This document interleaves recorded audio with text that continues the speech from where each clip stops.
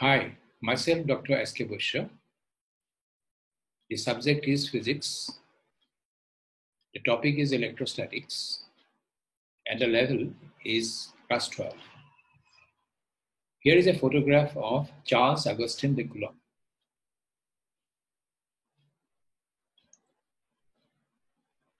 Chapter 1, Lesson 4, Coulomb's Law. In this lesson, we'll discuss Coulomb's Law and then a few short questions with answers. So let's begin with Coulomb's Law. The statement. The magnitude of the electrostatic force of interaction between two point charges is directly proportional to the product of the magnitudes of the charges and inversely proportional to the square of the distance between the charges. The force acts along the straight line joining the charges, and it is attractive for unlike charges and repulsive for like charges. Thus, if Q1 and Q2 are respectively the magnitudes of the point charges, and R is the distance of separation between them, then the force of interaction between the charges is proportional to magnitude Q1 into Q2 divided by R square. The relation may be changed to an equation with the introduction of a constant of proportionality, K. Then the force is given by K into magnitudes Q1 into Q2 divided by R square. In SI system, K is equal to 1 by 4 pi epsilon naught, whose magnitude is 9.0 into 10 to the power 9 Newton meter square per Coulomb square. The constant epsilon naught is called the permittivity of free space. Its value is given here. Remarks. Although Coulomb's law is an experimental law, it happens to be an implication of Gauss's law. That is, it may be formulated from Gauss's law. The cumbersome way of writing the Coulomb's constant K is justified by the simplification it brings to Gauss's law. The unit of charge has been named after Coulomb. It is written either as capital C or combination of letters C-O-U-L, meaning Coulomb. Regarding the asterisks, we'll study Gauss's law later. How do we define a point charge? A point charge is a hypothetical charge located in a mathematical point having neither area nor volume. An electron may be considered to be a point charge in many situations. In this video, the point charges have been indicated by small spares for the purpose of illustration only. As force is a vector, it is advisable to express Coulomb's law in vector notation. With that end in view, let us specify the charge configuration and then define the unit vectors. We'll indicate the directions of forces in terms of these unit vectors. Geometry of charge configuration. O is the origin of a reference frame. R1 and R2 define the locations A and B of the point charges Q1 and Q2 respectively. Q1 and Q2 have been assumed to be like charges, hence the mutual force is repulsive. F12 and F21 respectively give the directions of the forces on Q1 and Q2. F12 and F21 act along the straight line AB which joins the charges. And of course, magnitude F12 is equal to magnitude F21. For unlike pair of charges, the directions of F12 and F21 will be reversed. Mutual force is then attractive. Definition of unit vectors R12 cap and R21 cap. Figure 1. Q1, Q2 greater than 0. That is, both the charges are either positive or negative. Figure 2, Q1, Q2 less than 0, that is, charges are opposite.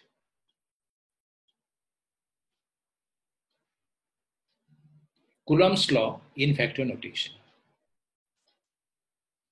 The force on Q2 exerted by Q1 is F21 equal to 1 by 4 pi epsilon naught magnitude Q1 Q2 divided by R square multiplied by R21 cap. The force on Q1 exerted by Q2 is F12 equal to 1 by 4 pi epsilon naught magnitude Q1 Q2 divided by R square multiplied by R cap 12. And of course, F21 is equal to minus F12.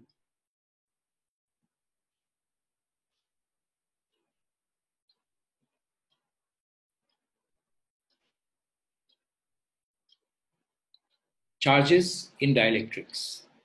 So far, we have been discussing the force between 2 point charges situated in vacuum or in air. If the charges are situated in a dielectric medium, then the Coulomb's law takes the form, of course in scalar notation, F equal to 1 by 4 pi epsilon naught epsilon r magnitude Q1 Q2 divided by R square. Regarding the asterisks, a dielectric medium does not allow electric charges to move, but allows electrical effects to be transmitted. Here, epsilon r is called the relative permittivity of the medium. It is also referred to as the dielectric constant of the medium. Epsilon r is always greater than 1. For example, epsilon r of water is 84.4.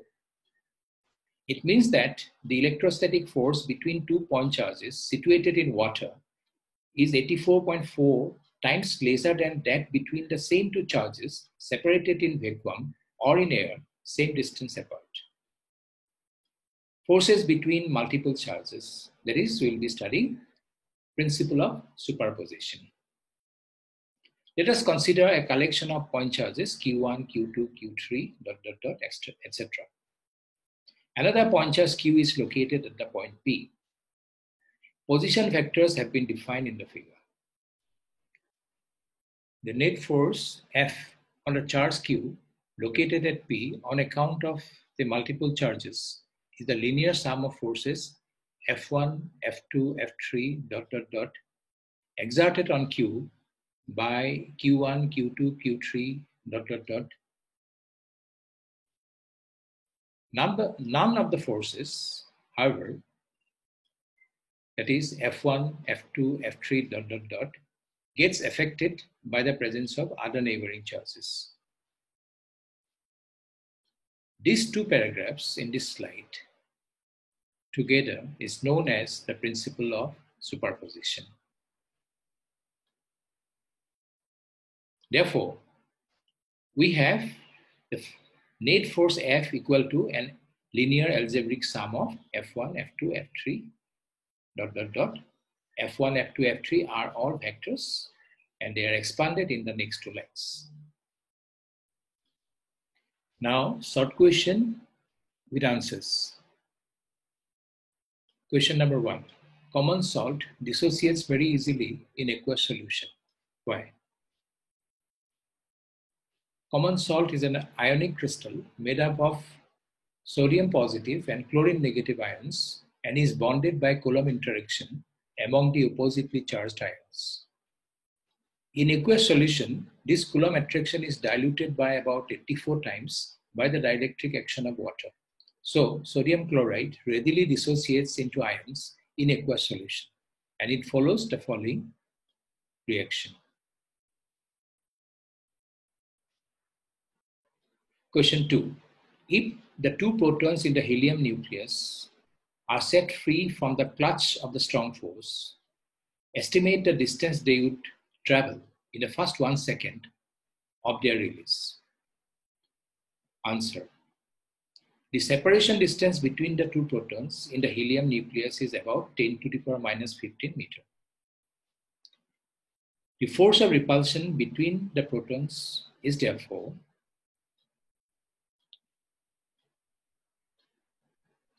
of the order of 10 to the power 2 Newton or 100 Newton. Here we have inserted proton charge equal to 1.6 into 10 to the power minus 19 coulomb. This force provides an acceleration A given by force by mass equal to 10 to the power 29 meter per second square approximately to the protons, under which they will travel a distance of the order of 10 to the power 29 meter in 1 second after the release. Compare the distance with the size of the observable universe, which is 46.5 billion light years or 4.40 into 10 to the power 23 kilometer. Now we can understand the role of neutrons in the nucleus.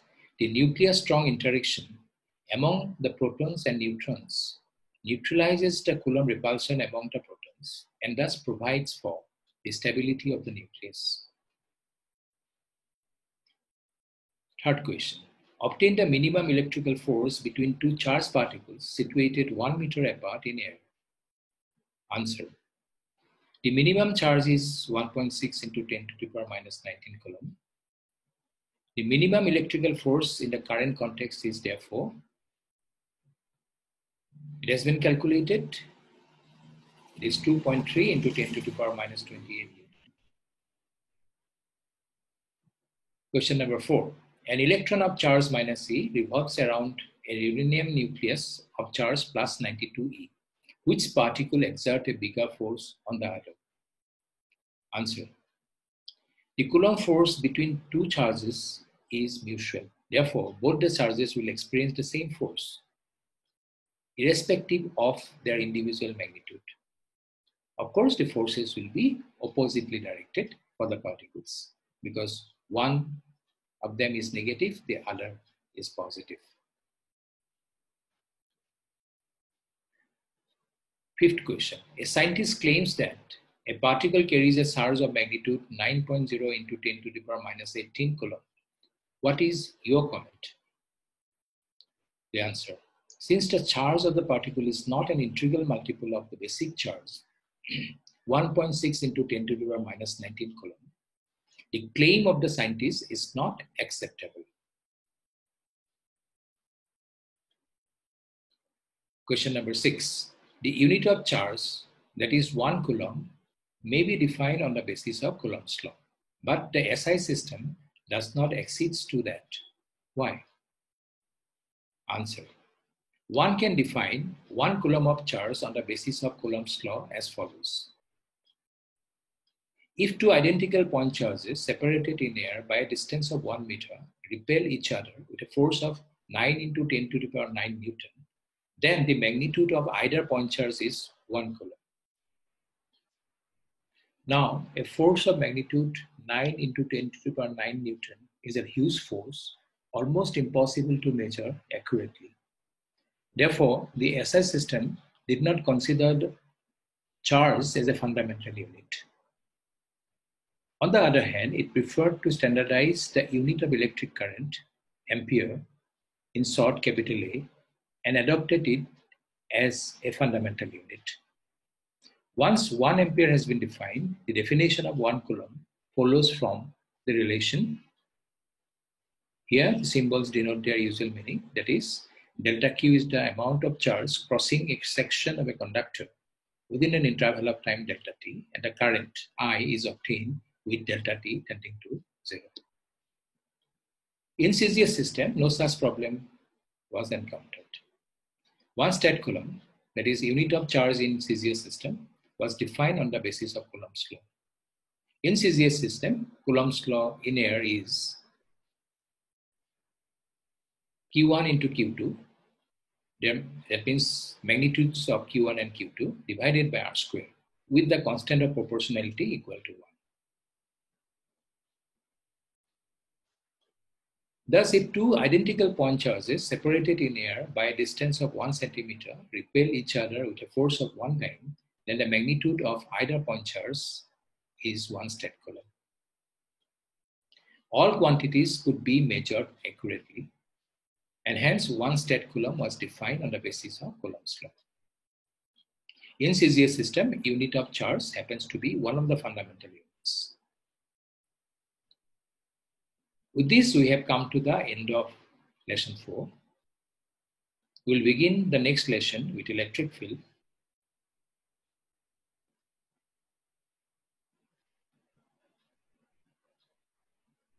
Till then, goodbye and thank you.